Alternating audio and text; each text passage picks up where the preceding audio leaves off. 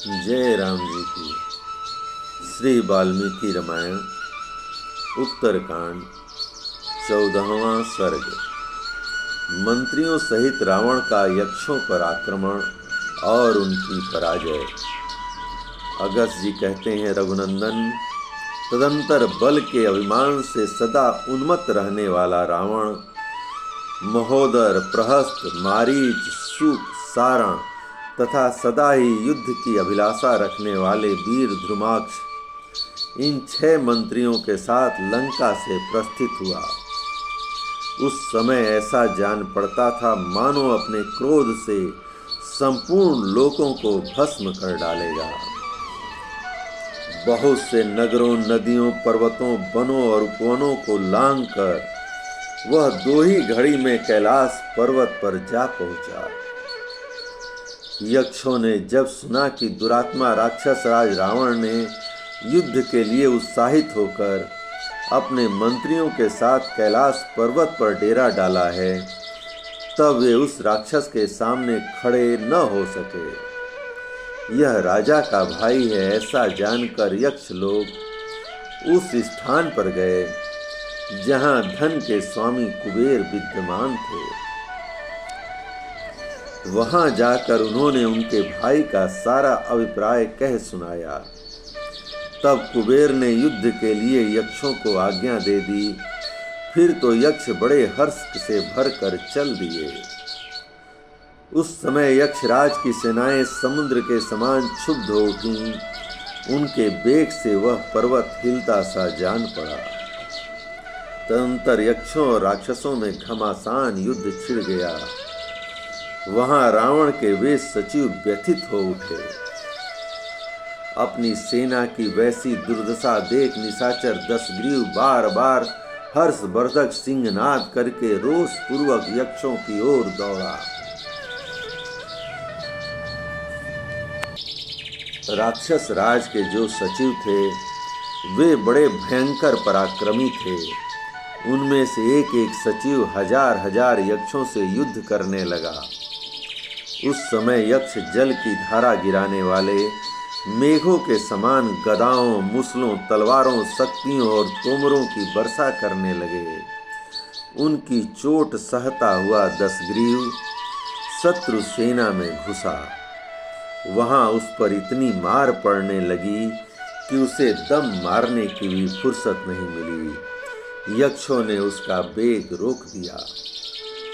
यक्षों के शस्त्रों से आहत होने पर भी उसने अपने मन में दुख नहीं माना। ठीक उसी तरह जैसे मेघों द्वारा बरसाई हुई सैकड़ों जल धाराओं से अभिषिक्त होने पर भी पर्वत विचलित नहीं होते, उस महाकाय निशाचर ने कालदंड के समान भयंकर गदा उठाकर यक्षों की सेना में प्रवेश किया और उन्हें यमलोक पहुंचाना आरंभ कर दिया। वायु से प्रज्वलित हुई अग्नि के समान रावण ने तिनकों के समान फैली और सूखे ईंधन की भांति आकुल हुई यक्षों की सेना को जलाना आरंभ किया। जैसे हवा बादलों को उड़ा देती है, उसी तरह उन महोदर और शूक आदि महामंत्रियों ने वहां यक्षों का संहार कर डाला। अब वे थोड़ी ही संख्या में बचे रहे। कितने ही यक्ष शस्त्रों के आघात से अंग भंग हो जाने के कारण समरांगण में धराशायी हो गए। कितने ही रणभूमि में कुपित हो अपने तीखे दांतों से ओठ दबाए हुए थे। कोई थक कर एक दूसरे से लिपट गए।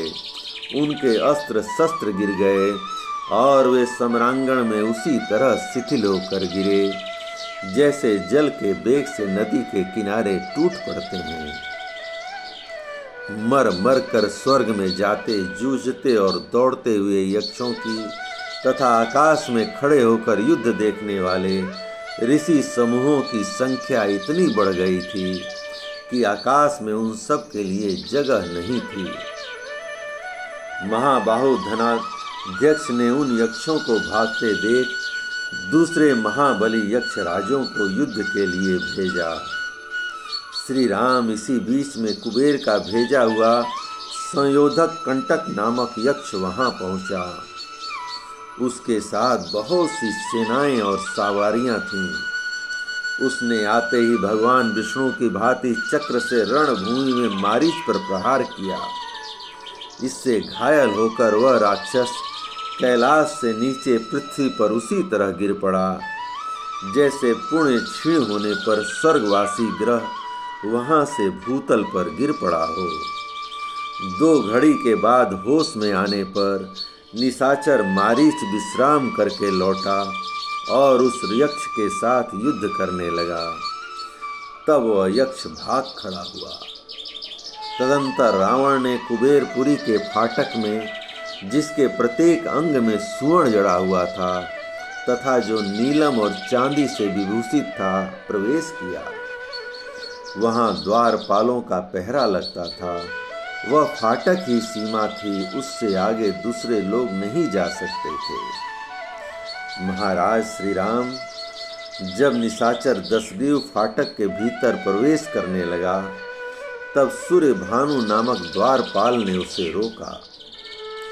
जब यक्ष के रोकने पर भी वह निशाचर न रुका और भीतर प्रविष्ट हो गया, तब द्वारपाल फाटक में लगे हुए एक खंभे को उखाड़कर उसे 10 ग्रीव के ऊपर दे मारा। उसके शरीर से रक्त की धारा बहने लगी, मानो किसी पर्वत से गेरू मिश्रित जल का झरना गिर रहा हो। पर्वत शिखर के समान प्रतीत होने वाले उस खंभे की चोट खाकर भी वीर दशग्रीव को कोई क्षति नहीं हुई। वह ब्रह्मा जी के वरदान के प्रभाव से उस यक्ष के द्वारा मारा न जा सका। तब उसने भी वही खंभा उठाकर उसके द्वारा यक्ष पर प्रहार किया। इससे यक्ष का शरीर चूर चूर हो गया, फिर उसकी शकल नहीं दिखाई दी। उस राक्षस का यह पराक्रम देखकर सभी यक्ष भाग गए। कोई नदियों में कूद पड़े, कोई भय से पीड़ित हो गुफाओं में घुस गए। सबने अपने हथियार त्याग दिए थे। सभी थक गए थे और सबके मुखों की कांति फीकी पड़ गई थी। जय राम जी की। इस प्रकार श्री वाल्मीकि निर्मित आर्ष रामायण आदि काव्य के उत्तर कांड का 14वां सर्ग प्रभु श्री राम की कृपा से पूर्ण हुआ। जय राम जी की।